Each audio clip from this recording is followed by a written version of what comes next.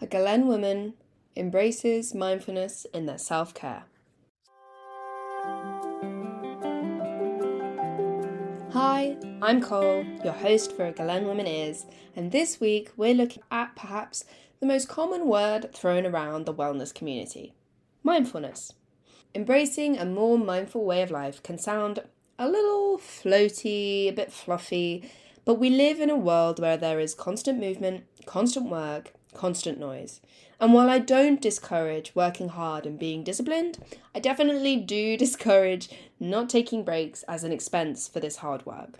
While you're here and while we're chatting, maybe make yourself some tea, take a stretch, or do just something entirely for you, just for a bit, so you can say you took time for yourself today. Knowing what to do in these breaks, when you're resting, is where the mindfulness comes in, and is why it's integral to self-care. Mindfulness invites us to pause, breathe, and truly connect to the present moment. Everything we want from our self-care motivated actions.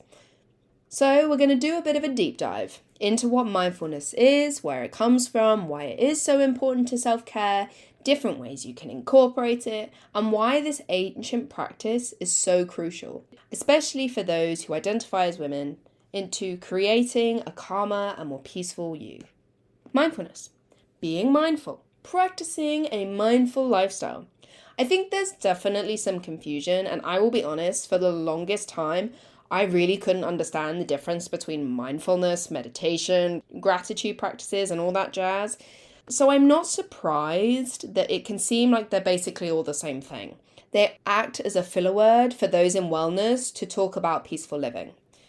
These terms get thrown around very easily and quickly in modern wellness circles, but all the definitions are a little hazy. And I don't know, when I first wanted to engage with mindful living, it didn't feel practical in a way that was going to benefit me because I didn't really understand what anybody was talking about.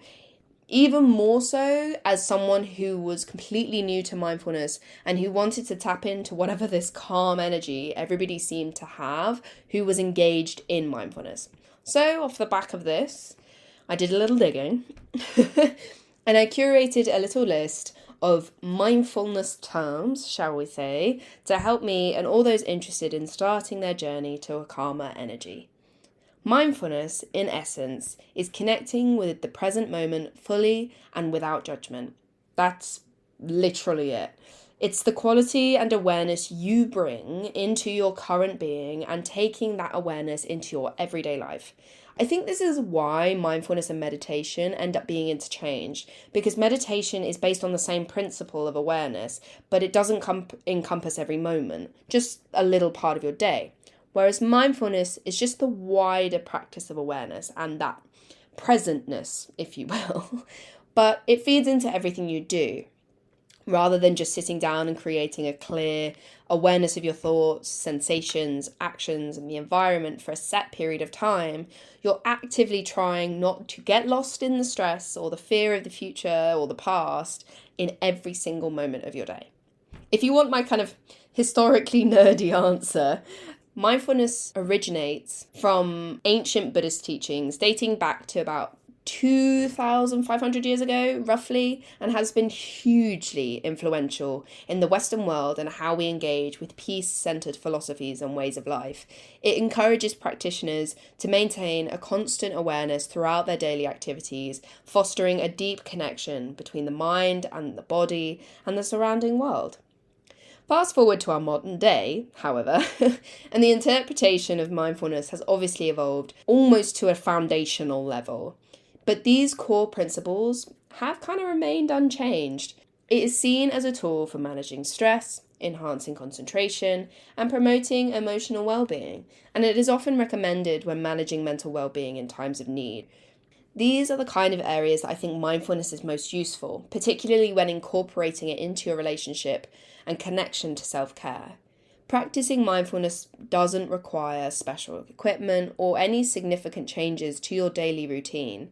It's about bringing a mindful awareness to those activities you already do. This could be as simple as paying full attention to the sensation of your feet touching the ground as you walk, the taste and texture of the food that you're eating, or genuinely just the sound of your breath as you inhale and exhale. It doesn't need to be anything more than embracing that slowing down to say that you're living mindfully. This is what I mean by it being so helpful for those trying to engage in self-care, because it allows you to say, yeah, I've looked after myself today. I've been conscious of my surroundings and engaged gently with the world without any major changes to your life. I fundamentally believe simply knowing that fact that you're caring for yourself brings out your most kindest and most peaceful self. Obviously, you can add more structure to it, especially if you enjoy taking specifically quiet, calming moments throughout your day. If you're one for coffee in your favourite spot or sitting peacefully admiring your surroundings, then I would absolutely recommend more structure. And this is where mindfulness actually does take the form of meditation. That's definitely the best way to think about it. Mindfulness is the umbrella term for actions that are specifically related to awareness and peace, such as taking gratitude, meditation, or just general journaling. Not the other way around. Mindfulness is at the core of it all. I think it comes as no surprise to anyone that the benefits of doing this kind of mindful activities are well documented. Studies have shown that regular mindful practices can reduce anxiety, stress, and symptoms of depression. As well as this, it can improve attention, cognition, emotional regulation, and overall well-being, which, who doesn't want that? In fact, I was reading one study done in 2016 recently that was discussing the ways in which mindful-based therapy can help women with depression and anxiety off the back of suffering with regular PMS, and it was fascinating. It truly did seem to positively affect these women in comparison to those who attended therapy without the mindfulness focus.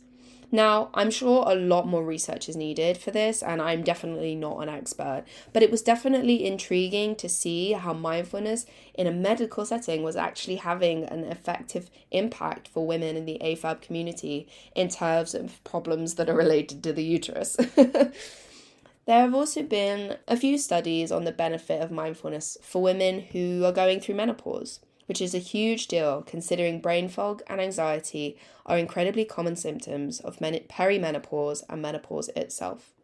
There was an article published in 2019 discussing the benefits of stress relief during this time, and it demonstrated a strong correlation between practicing mindfulness, low stress levels, and the relief of strong menopausal symptoms, which honestly is kind of wild because the more we can learn about managing female reproductive support, the better. One of the most well-researched benefits of mindfulness is the ability to reduce stress. Studies utilizing brain imaging techniques have shown that mindfulness meditation can decrease activity in the amygdala. That's kind of the bit at the bottom of your brain. I think I looked at a picture and I got the impression it's like at the bottom in the middle. But it's the part of the brain that's responsible for our stress responses. So mindfulness isn't just a fluffy term for being zen. It genuinely has scientific proof of psychological help, which is just amazing. This wouldn't be a Galene podcast if we didn't talk about why this is so integral to self-care.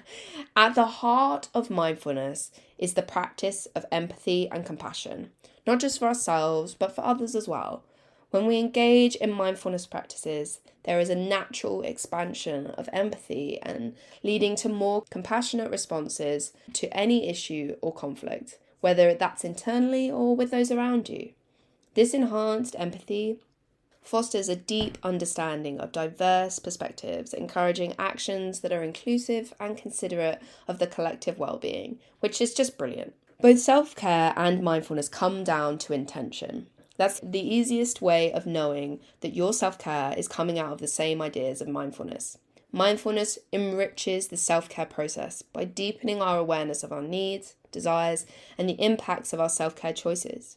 By adopting a mindful approach to self-care, we move beyond mere activities and routines and transform self-care into a more intentional and meaningful practice that actually benefits us. This heightened awareness ensures our self-care activities are genuinely restorative and aligned with our innermost needs. So, what are a few different ways we can start acknowledging mindfulness in our self-care routine? I think by now it's very clear I'm all about the simplicity of things. I categorically refuse to subscribe to the idea that self-care has to be excessive or complicated. So here's a few of my personal favourites. Let's start with what I genuinely think is kind of the easiest one, which is mindful movement. Whether it's yoga, walking, dancing, stretching, engaging in physical activity with full awareness. Noticing the sensations of your body, the rhythm of your breath, and just feeling the movement.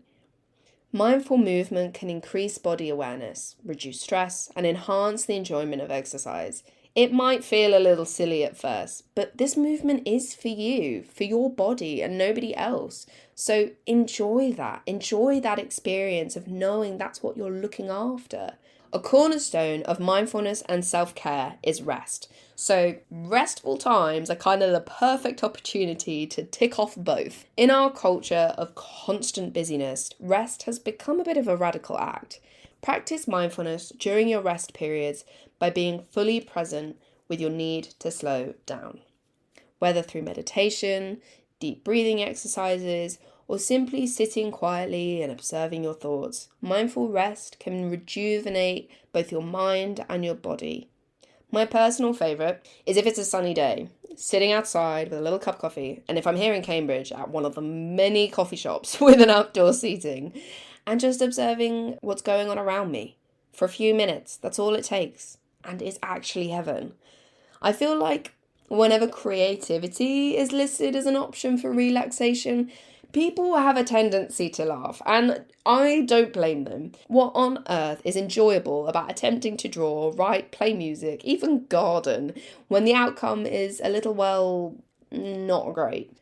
But take a second and just think about it. I will give you a little example that might just help change your mind. So I would say I'm perhaps the most mediocre drawer in the world, right? I've got friends who, did GCSER or just like have that natural flair and seem to produce the most magnificent pieces when we go to life drawing classes or any art class that's held here in Cambridge. But if I just focused on my complete inability to proportionally draw a human being, I would never go. But I do. Not because I want to be the best artist in the world or have any intention of producing something outstanding. I go because I enjoy the process. I enjoy being present with my friends and whatever object or person that we're drawing. I take my time over each of the lines and I just relish the peace of it all. And that's exactly why I will always recommend mindful creativity. Because it's time for connection and simplicity, not creative genius. I've talked a little bit about gratitude throughout this podcast already, and I know it's all over the blog, but mindful reflection is definitely the deepest connection you can build with mindful living. Mainly because if you're not considering any stress or future worries, and you're deliberately setting time aside to self-reflect on your day, your present state, all your thoughts, feelings, behaviours, but with kindness and curiosity, what could be better? This is not only going to help you understand yourself better, but also make more mindful decisions and grow. It's non-judgmental and it encourages recognition of our needs and responding to them with an active sense of compassion and understanding. Ultimately, mindfulness provides a foundation for a holistic self-care practice. It teaches us to be present with our experiences, leading to a deep appreciation for life's simple pleasures. By practicing mindfulness, we learn to care for ourselves, not out of obligation, but as a natural expression of love and respect for our bodies and minds. While integrating mindfulness into self-care is profoundly beneficial, it's important to approach this practice with patience and flexibility. Mindfulness is a skill that develops over time, and it's normal to encounter challenges on the way. Be compassionate with yourself. Recognize that each moment of mindfulness, no matter how brief, is a step towards a greater well-being.